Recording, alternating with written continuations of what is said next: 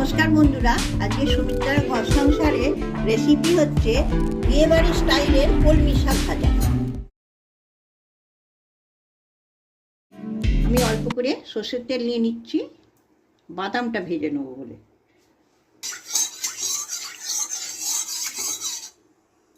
এখানে কাঁচা বাদাম রেখেছি, ভেজে নিচ্ছি, একটু লাল লাল করে ভেজে নেবো। ভাজা হয়ে গেছে লাল লাল করে, এবার তুলে নেব।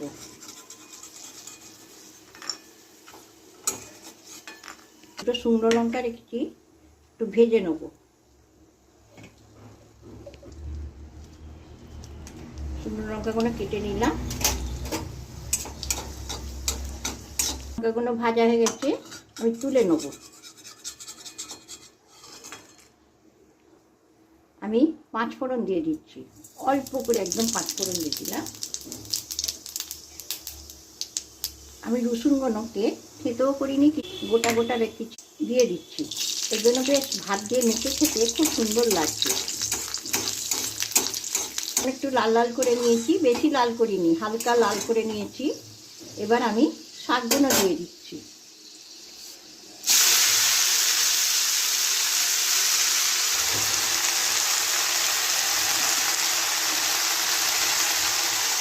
একটু ভালো করে নিয়ে নেবো।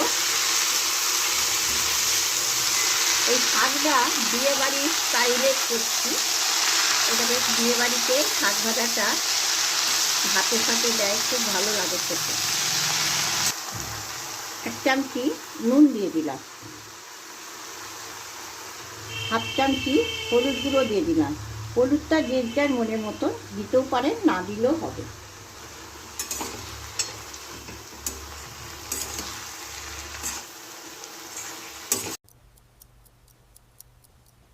আমার শাক ভাজাটা কমপ্লিটলি রেডি হয়ে গেছে। আমি 1/2 চামচি গুড় দিয়ে দিচ্ছি, চিনিও দেওয়া যাবে, আমি গুড় দিলাম। শুকনো লঙ্কাটা ভেজে রেখেছিলাম, দিয়ে দিচ্ছি। বাদামগুলো দিয়ে দিলাম, দিয়ে ভালো করে নেড়ে নেব। এখানে আমি গোটা পোস্ত রেখেছি 10 গ্রামের মতন, আমি দিয়ে দিচ্ছি। পোস্তটা দিলে খুব টেস্টি হয়।